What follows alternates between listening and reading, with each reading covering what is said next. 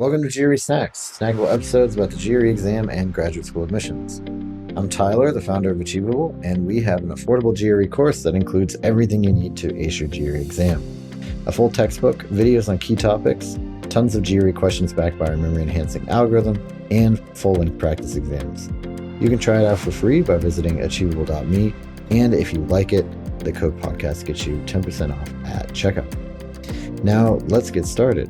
Today, we have Erfun Guela from GRE Compass and GMAT Compass on the line with us. And Erfun, I'd love if you could just introduce yourself and tell people a little bit about you who haven't heard you before. Sure. Well, thanks for having me again. My name is Erfun Guela. I'm the founder of GRE and GMAT Compass. We're a small team of GRE and GMAT tutors. All of us have 99 percentile scores on the respective exams that we teach. I've personally been tutoring the exams full-time for the past 15 years. I have a perfect score in the GRE, and I'm sole author of McGraw-Hill's Guide to the GRE, which has been in publication for the past 10 years. Yeah, great. And today's topic's really fun, and I'm really curious about it. And which is how you can take up meditation as a hobby and how that will improve your GRE score.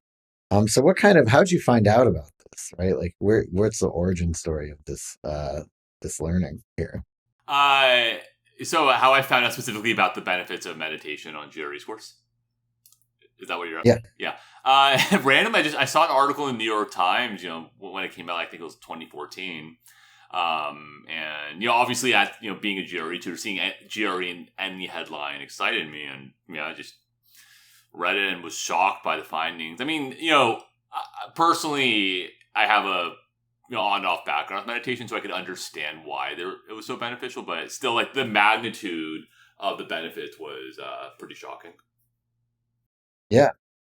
Yeah, and so I'm curious, I guess just like if you're introducing this topic to people that you work with, like how do you kind of go about, because I bet most of the people you're talking to probably don't meditate, Yep. right? So how do you get people started on this, right? Yeah. Yeah. Well, yeah. So first thing is just to describe the studies and the impacts it has. Just to say, well, Mhm. there is some pretty concrete empirical data here. So, starting with that. So basically, the study was conducted about I want to say 9 years ago at UC Santa Barbara, and basically they had two groups. They had the control group, the experimental group. In the control group, they had a group of students take a weekly course on nutrition. So, like how to eat well, Mhm. how to implement in your daily life, etc. They had them do the course for 8 weeks. And in the experimental group, they had a group of students take a mindfulness course. They took the course 4 times per week, where during the course they were exposed to mindfulness principles and practice mindfulness meditation during the course. So they were essentially meditating 4 times per week under the guidance of an instructor. So they had both of these groups go through these different courses for an 8-week period, and they had both groups take the GRE reading comprehension specifically after the 8 weeks. And what they observed was that the meditation group performed 16 percentile points higher than the control group, which Wow. is a huge jump in my opinion. Reading comprehension is not always the easy thing to improve in. These people were not actually studying the GRE, right? All they did was develop a mindfulness practice that helped them essentially take a Mm. step back when approaching the exam. And yeah, they saw an improvement that, some people just through normal studying might not see for a few months. Um, so Right, and it's kind of quote unquote for free. Like you could also study, and then they'll hopefully stack. exactly. And the reality is, I mean, I'd be surprised to see or I'd be interested to see the impacts of this on quant scores. I think, we'll get into this. The overall benefits and impact that meditation has on just, cognition, I think would translate to increased performance on the entire exam, not just the verbal. So, Yeah, so maybe then there's kind of the two questions is like why do you think meditation improves cognition? mhm.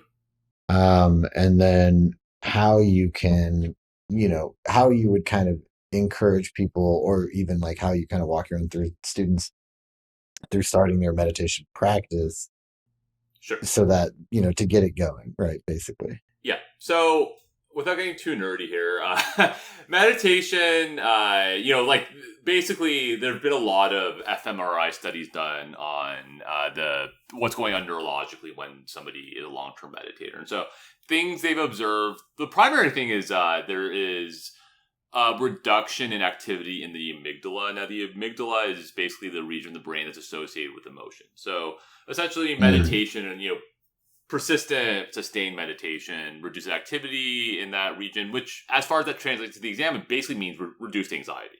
Reduced anxiety, and a consequence of that is increased working memory. Working memory is basically, what you're holding in your head for 30 seconds. And with meditation, with the reduction in anxiety, there are less distractions and intrusions into your thought process that might impact your performance. You're able to come at the questions with a clearer mind, hold more in your head at a given time, and consequently, that should aid comprehension the way that it did in this study.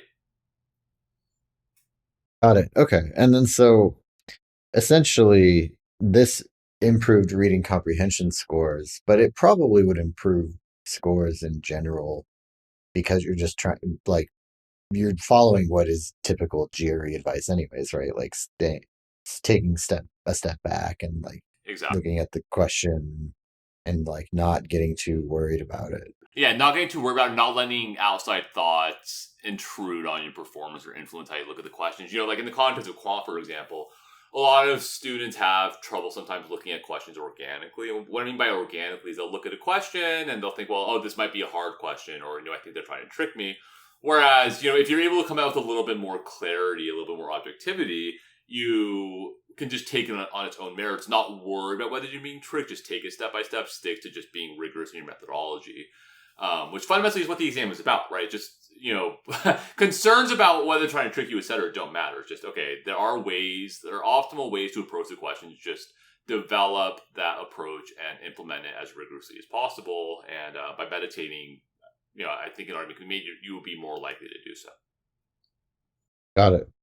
So then walk us through how to get started with meditating. Yeah, so first thing is understand there are a lot of types of meditation. The kind of meditation that they did in the study was what we'll call mindfulness meditation, which essentially is for a certain period of time, somewhere between 5 to 30 minutes, depending on your background meditation, you essentially close your eyes and focus your attention on your breath. So just observe your breath going in and out of your nostrils.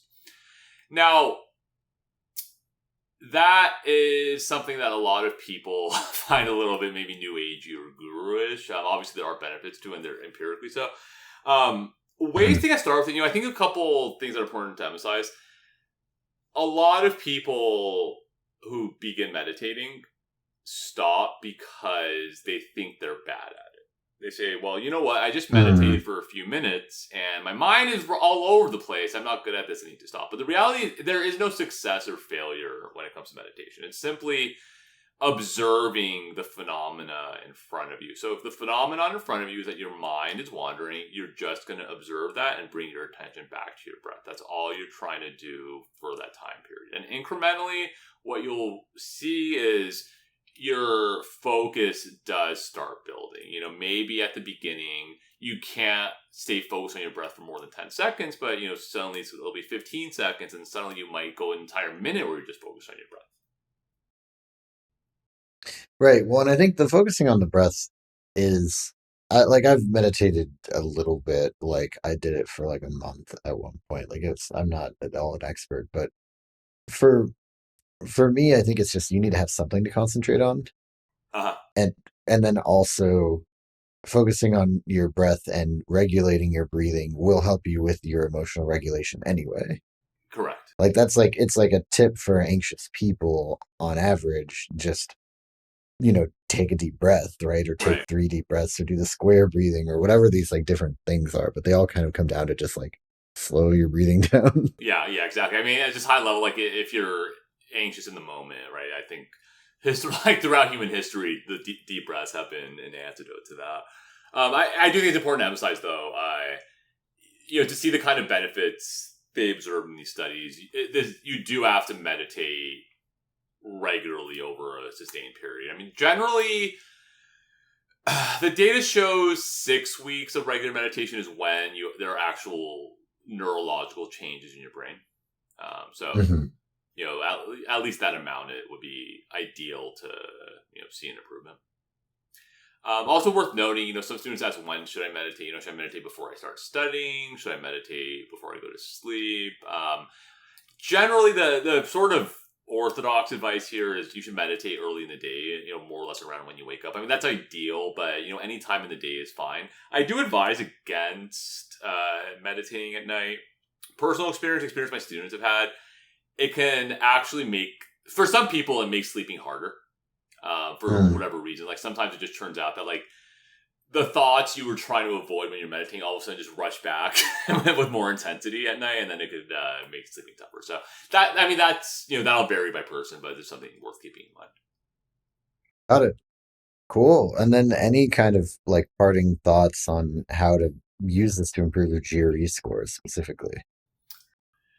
Yeah, so it's even though it's sort of instrumental, right? You're doing this for the purpose of improving your GRE score. I do think it's important to come at it from the angle of, I'm just going to do this for 6 weeks, 10 minutes per day. Let me see what happens, right? We all have 10 minutes available in the day, right? Instead of going on Instagram or Twitter or for 10 minutes, just you use that meditating and just see what happens. There's really no harm in doing it. It's not going to hurt your GRE score. It's not going to really take away from your study time, and there's a reasonable chance it can create a pretty dramatic improvement in your score. Great. Awesome. Well, thank you so much. This has been GRE Snacks, hosted by Tyler from Achievable with Erfun Guela from GRE Compass and GMAT Compass. And Achievable has a great online GRE course you can try for free at achievable.me and use the code podcast to get 10% off at checkout.